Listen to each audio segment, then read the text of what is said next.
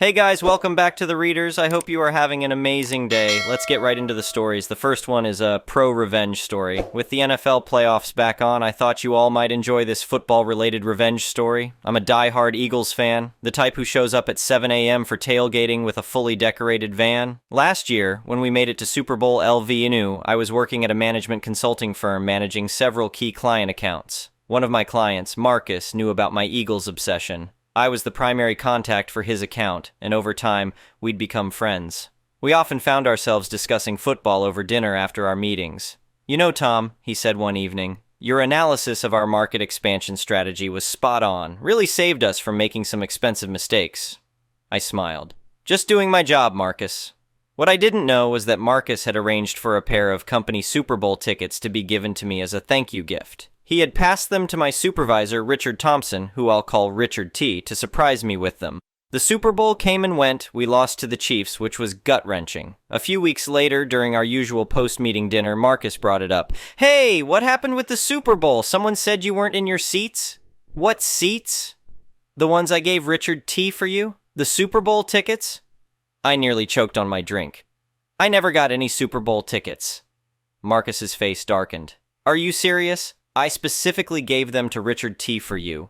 Do me a favor, ask around quietly, and let me know what you find out." Back at the office, I discovered through Sarah, our office manager, that Richard T. had given those tickets to another client, claiming they were a corporate gift. "Yeah," Sarah said, lowering her voice. "He gave them to that tech startup we've been courting, said it was a goodwill gesture from the firm." I was livid. These weren't just any tickets. They were Eagles Super Bowl tickets, 30-yard line. I thought about confronting Richard T. directly, but realized Marcus's involvement gave me a better play. I texted Marcus, "Hey, I looked into those tickets. Apparently they were given to another client of our firm." His response was immediate. "What the actual hell? Don't say anything else. I'll handle this." A week later, we received a meeting request at Marcus's office. Richard T. and I flew down, thinking it was routine business. When we arrived, Marcus had orchestrated a beautiful trap. In the conference room sat a woman I'd never seen before. "Richard T., meet Jennifer Wilson, VP from our operations division," Marcus said smoothly. "Tom, you must know Jennifer from the Super Bowl, right?" Jennifer looked puzzled. "I don't think we met there. Were you sitting near me?" "Oh, you must have been pretty caught up in the game," Marcus said, grinning. "They were right next to you." I shook my head. "Sorry, Marcus, I wasn't at the Super Bowl." Jennifer frowned. "Actually, those seats were occupied by people from TechStart Solutions. I was wondering about that. Why did we give tickets to a company we don't even work with?" Richard T. started sweating. Well, Marcus cut in sharply. "Richard T., didn't I give you those tickets specifically for Tom?" "Oh, he couldn't make it, so he must have..." Richard T. stammered, looking at me desperately. "First I'm hearing about these tickets," I said, maintaining eye contact with Marcus. Marcus's voice turned ice cold. "Richard T., those tickets were a personal thank you gift from me to Tom. Did you give them to another client?" The silence was deafening. Finally, Marcus packed up his things. "Meeting's over. Tom, Jennifer, let's get lunch. Richard T., expect a call next week about our relationship with your firm." Richard T. tried to invite himself to lunch, but Jennifer shut him down. "I really don't think that would be appropriate." After Richard T. left, we all burst out laughing. Jennifer wasn't actually a VP. She was Marcus's colleague who'd helped set up the sting operation. She joined us for lunch, and we discovered she was also an Eagles fan. Richard T. kept texting me, "Need you to help smooth this over. We'll talk when you get back." Following Marcus's instructions, I waited 2 hours before responding with his demands: reimbursement for the ticket's resale value, over $12,000, our expensive lunch bill, a personal apology to me, a written apology to his company, and a requirement that he never deal with Marcus's account again. The other partners were furious with Richard T. I came out looking professional for trying to salvage the relationship despite being wronged. Richard T. lost his profit share from Marcus's account, and the partners made him pay back everything out of his salary. The whole situation made working there uncomfortable, though. I left for a better position 3 months later. Marcus eventually took his business elsewhere, moving to a firm where my friend Sarah works now. I'm still waiting for my chance to see the Eagles in a Super Bowl.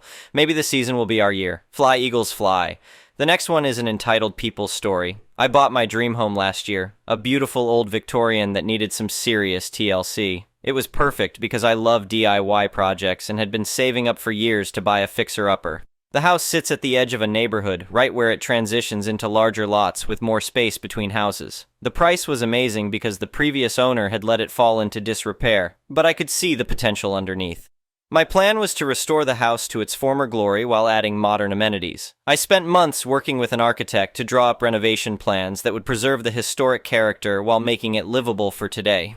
We're talking updated electrical, proper insulation, new plumbing, a modern kitchen, and an addition in the back for a master suite. Everything was going smoothly until I submitted my permits to the city. That's when the trouble started. A woman named Barbara, who introduced herself as the Homeowner Association president, showed up at my door with 2 other board members in tow. "We're here to discuss your renovation plans," she announced without even saying hello. "They clearly violate multiple homeowner association bylaws." I was confused. I wasn't aware there was an homeowner association here. Nobody mentioned it during the sale. "Of course there is," Barbara said, waving a thick binder. "And your plans violate our architectural guidelines. The addition is too large, the proposed paint colors aren't on our approved list, and don't even get me started on that wraparound porch you want to add." I tried to stay polite. "Could I see the homeowner association documentation showing that my property is included?" "That's not necessary," she snapped. "We manage this entire neighborhood. Your plans need to be approved by our architectural review committee before you can proceed." Something felt off about this, so I decided to do some research. I contacted my title company and had them pull all the property records. Turns out my suspicions were right. My house was never part of their homeowner association. The development with the homeowner association started 3 houses down, but the original Victorian homes on my street were specifically excluded. Rather than confront Barbara immediately, I documented everything. When she started posting notices on my door threatening fines and legal action, I took photos. When she tried to stop my contractors from unloading materials, I got it on video. I even recorded her yelling at the city inspector who came to review my permits.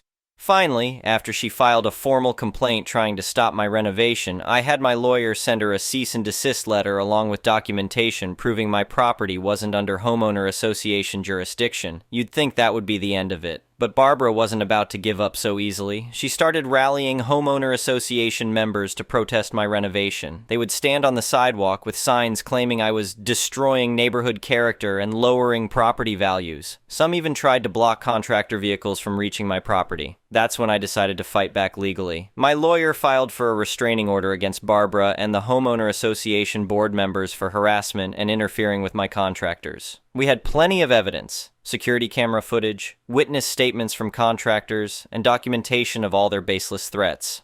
The court hearing was beautiful.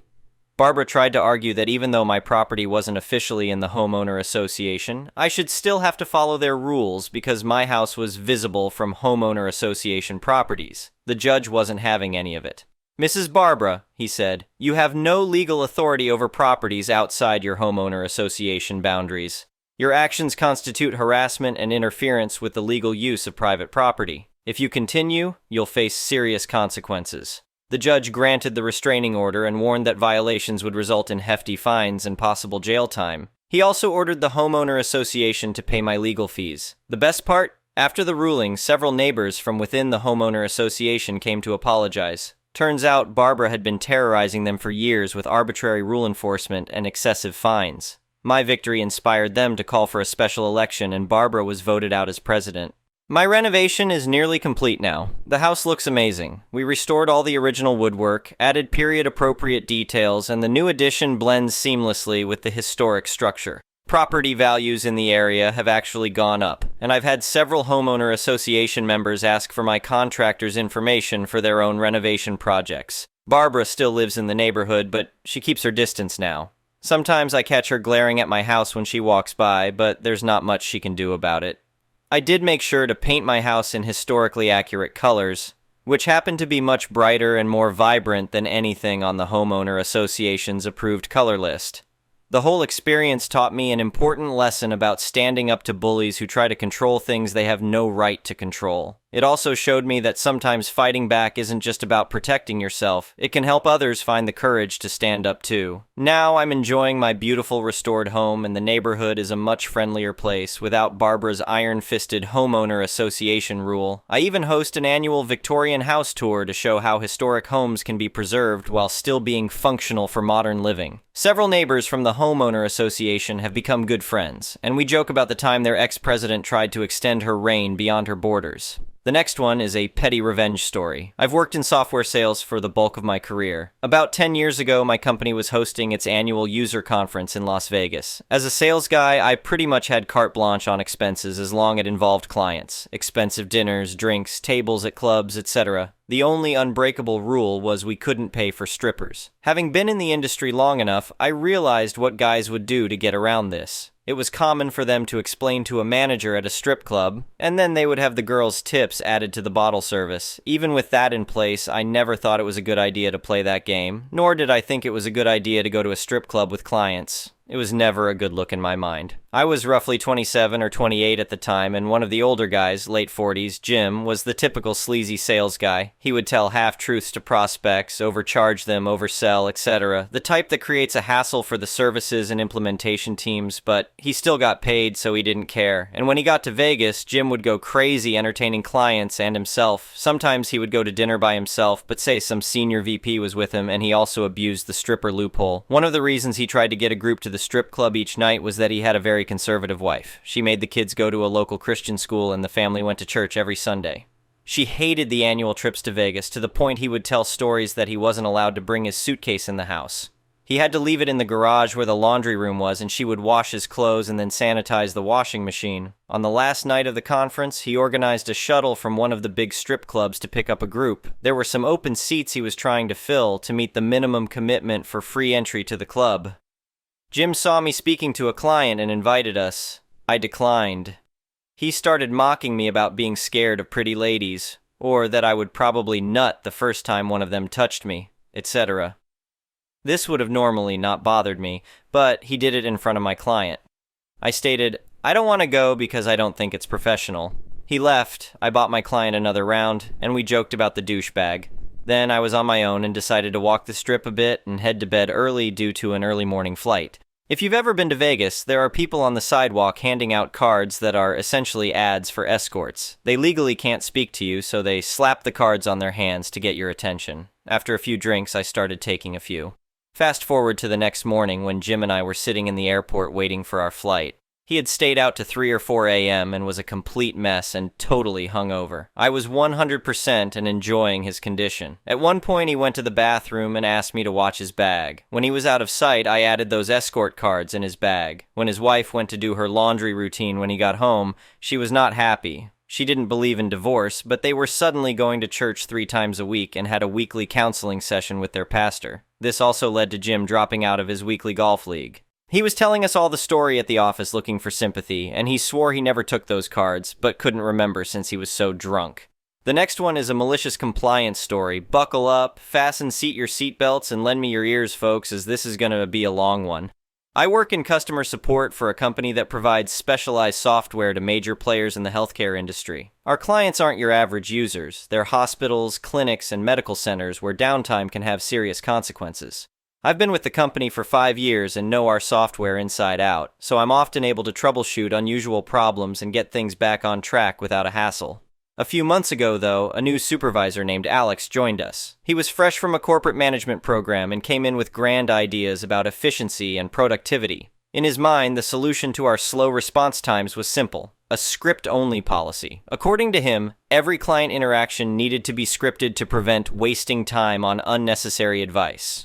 No more custom solutions, no additional steps, no thinking outside the box. If a client's issue wasn't in the script, we were to log it, escalate it, and have them wait for a callback. When Alex announced the new policy, I raised my hand, explaining that most clients call us precisely because they're dealing with specific, time-sensitive issues. Sticking rigidly to the script would just frustrate them and, in many cases, fail to solve their problems entirely. Alex didn't budge. "Everyone follows the script, no exceptions," he said, smiling in that overconfident way that made it clear he thought he was reinventing the wheel. "If even our biggest client calls, you follow the script." Cue a couple of weeks later. One morning, I pick up a call and am greeted by the CEO of one of our top clients, a massive healthcare network we've worked with for years. They hold a multi-million-dollar contract with us, and losing them would be catastrophic. The CEO is calling in a panic because their entire system is down.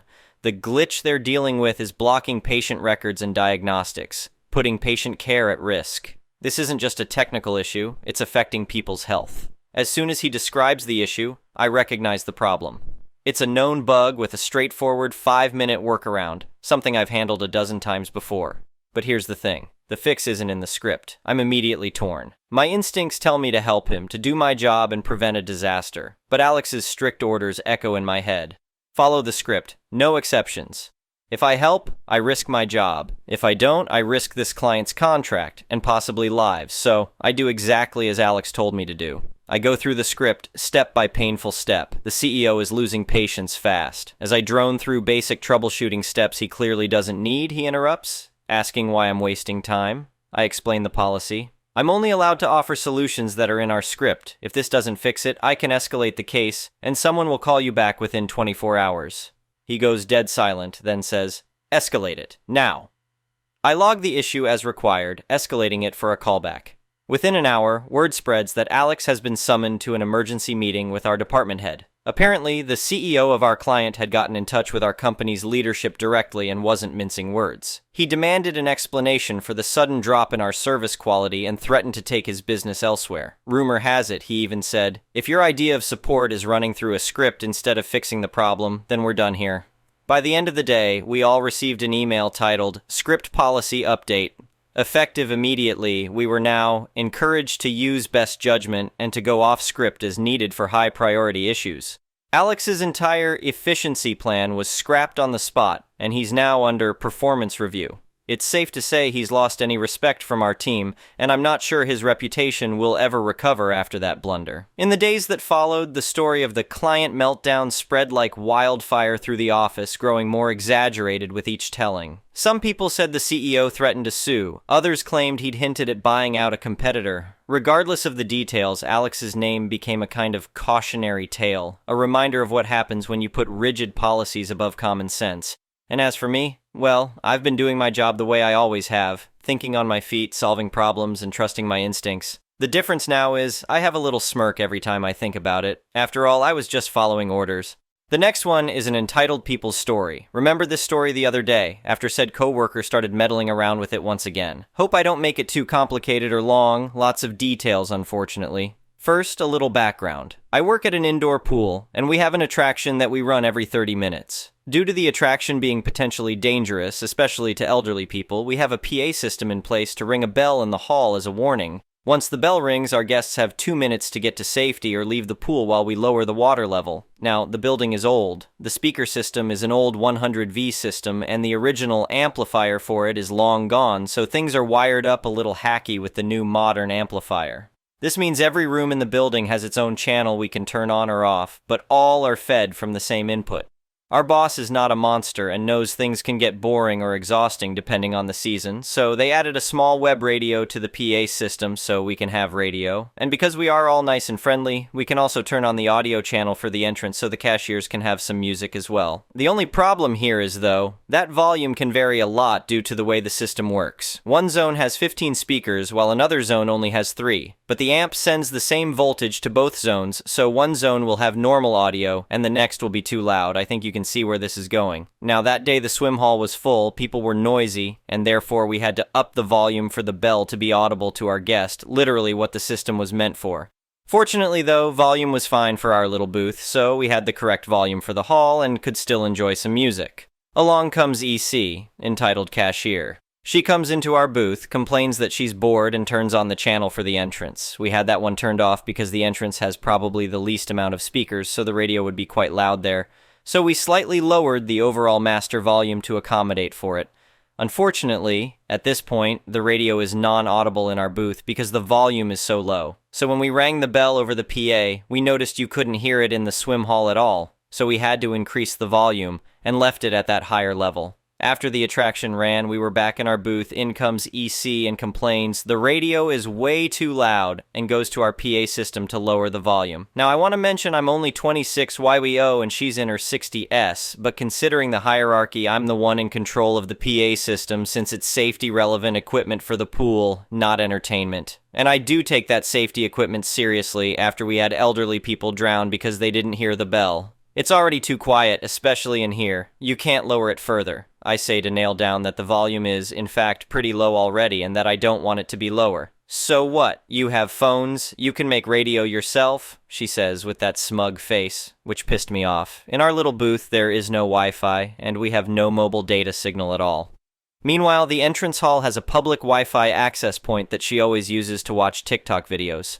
"We can also turn off your channel. You have a phone too. You can make your own radio as well," I say. She looks at me, pissed, and storms off. Later that day, EC went to my boss and complained that I refused to let her have music. My boss then reminded her that the company is not paying the royalty licenses to play radio in public, so she wasn't allowed to have radio in the entrance in the first place.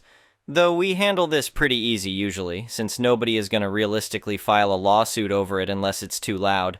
EC recently, though, started pulling the same crap, coming into our booth and lowering the volume repeatedly while we aren't there. We noticed after we rang the bell repeatedly and every time had to increase the volume. Boss reminded EC the other day that the license for playing radio in public is about 2.400, which the company will have her pay as she is the one that turned it on. EC is highly entitled and considers herself to be higher in the hierarchy than me due to being in the company longer. That may be true, but the PA system is still not for entertainment purposes. It's my responsibility, and I'm not going to break the amplifier by increasing and decreasing volume over and over just because she's bored and can't be bothered to use her own phone. Thank you for watching. I would really appreciate it if you could like the video and subscribe to our channel if you haven't already. We'll see you again tomorrow.